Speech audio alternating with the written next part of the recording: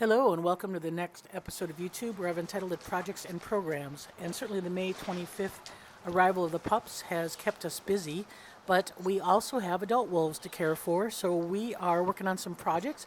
One of the things we typically do during the summer is provide the wolves with some fresh sand to help cool themselves and to climb on and be able to give them a little bit of actually relief from some of the flies. The vegetation is where flies tend to congregate, so having some sand makes it a little bit easier for the wolves to get away from some of those biting flies, and it's certainly cooler. And obviously Aiden has an opportunity to mark those piles there. But the other thing that we've been working on is a big project, and we've talked about it before, the idea of trying to get a better filter system, a better misting system for our wolves to be able to cool them during the summer. And you may have noticed over the winter we have this big concrete pump housing that was constructed last fall. We are now putting rocks around that pump housing for two purposes. One is obviously for a little bit of visual improvement for the enclosure, but second of all, the wolves do like to climb on it, and so we're making some rock work that gives a ramp to give the wolves an easier access, especially the pups, to have an easier access to the top of that pump housing. The other thing that we plan on doing is putting in a misting system. So the misting system will mist water over those rocks and help provide a much cooler kind of environment for them in the heat of the summer. You can see Aiden in the background there. We chose to lock off Denali, Bolts, and Luna and keep Aiden out. And the reason why is because the previous time that we held Aiden with the rest of the pack, Aiden got a lot more anxious, and that anxiety led to Bolts kind of testing him and giving a little bit of grief. And so we felt it was easier for Aiden to be maintained in the exhibit, kind of keeping an eye on his territory while the contractor worked, and not having that issue of showing anxiety in front of Bolts. So Aiden did quite well with the work going on inside the enclosure, and obviously these rocks, we're not quite done yet. We've got quite a few more to go, and they're giving some stimulus for the wolves right now. And this is Bolts here investigating some of the rocks. You can see he is shedding as well. So we are, like I said, trying to improve the overall stimuli within the exhibit, and this is a view from the back of the enclosure towards the front. This pump housing allows the wolves to climb on top of that housing right in front of the window, so it gives them more visibility for people, and it meets our needs to be able to get the infrastructure necessary to get better filter systems and better misting systems to be able to help overall care of the wolves, and that's our goal. So that's the process that's going on, and that's the project. And as you can see, the adult wolves have no problem climbing on it, but these rocks, by the way that we're designing them, will be easier for the pups to climb on as well. So as the work progresses, you'll see less and less of that concrete housing. Denali is obviously the most used to being on top of the housing, being the tallest wolf. He could jump up there even before the rocks were there. So he is definitely enjoying that opportunity.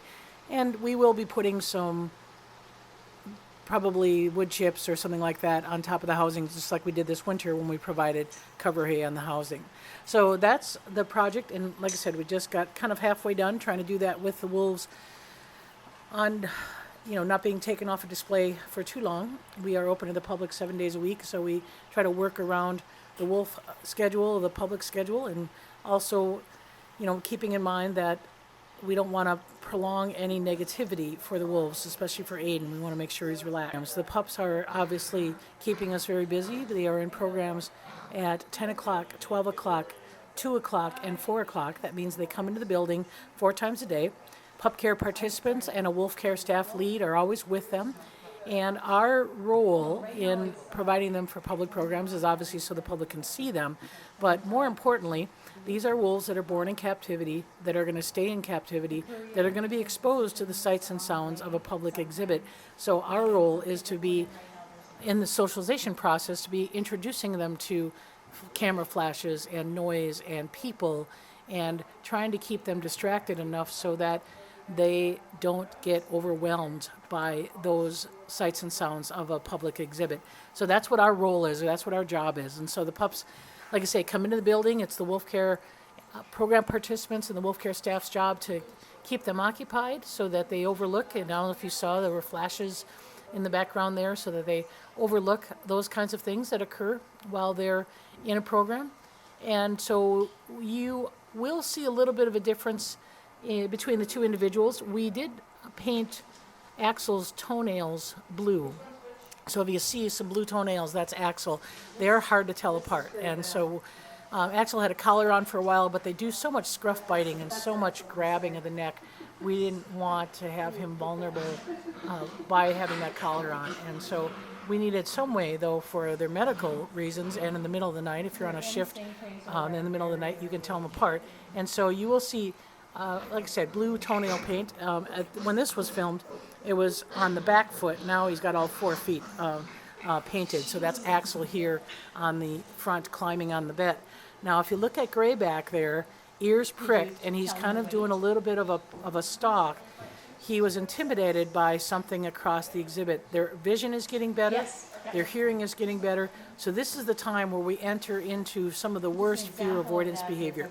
So it's our job to try to work through those things. We don't want to shelter them from some of that noise and commotion because they don't learn to associate or to deal with it, and they don't get socialized to those things unless they're exposed to it. But it's our job as wolf care staff and pup care participants to recognize when is an animal displaying a little bit of focus or a little bit of obsession, a little bit of anxiety.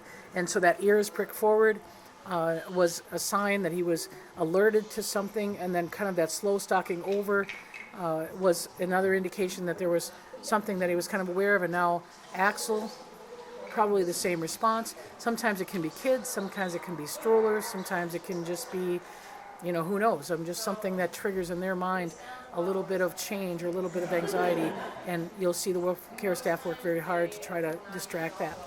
And they've been getting some outside time, so one of the things that we've been doing just starting today is when the pups are in a program or outside, we're switching the webcams to show Grizzer, Grizzer's camera, and the reason is the pups are in the building, and so rather than show an empty kennel, we are going to try to broadcast to the pack holding area, which typically Grizzer is located in that area. So that's something that's happening, and I just wanted to reply a little bit about one of the comments that we had about the perception that we're pushing Grizzer aside and waiting for him to go because of the pups. That's not the case at all. Grizzer is a 12-year-old. We cherish our retired wolves here, and we want to make their life as comfortable as possible. But the reality is pups need an area, and that pack holding area is what we use for pups. It's critical to the pup introduction that they have a safe place to meet the adult wolves. And that safe place is the pack holding area. That's where Grizzer was when he was a pup. That's where the introduction takes place. So we need to have that space available to him. As a matter of fact, Grizzer is the only retired wolf that we've had that will actually share a fence line with the pups. All the other retired wolves were moved to the east side and had a separated vestibule. We're allowing Grizzer to be able to go from the east side to the back habitat, going right by the fence where the pups are. So he's going to have more access. And actually, we're not going to put the pups in the pack holding area until July 4th. And so the introduction is probably the first week in August. So it's really a short period of time that Grizzer's out of the pack holding area. But there is a reason why we need that, and that is because we need those pups to feel secure when they meet the adult wolves, and this is the place where it happens. So, like I said, Grizzer, we care for all of our retirees. We're not pushing them aside. As a matter of fact, as soon as those pups go in the enclosure, Grizzer's going to have free access to this wolf care center. That is something that he's looking forward to. He's already been in the wolf care center several times, so you'll find us hanging out in the building and having Grizzer come and go as he pleases. So we do cherish our retirees. And they are shedding. This is what we call blowing the coat. And so for Grizzer, I don't like to use a brush much on him because of the older bones. That brush feels a little harsh to me. So when it comes to blowing a coat, Grizzer sheds in sheets. So all we need to do is kind of pull lightly, and that undercoat comes out. His guard hairs obviously are permanent, and they're very long. He has the best coat of anyone here, actually. So we're going to end this with a little bit of a clip also with the pups. This was taken over a week ago But the pup's howling in response to Grizzer, so enjoy. See you again.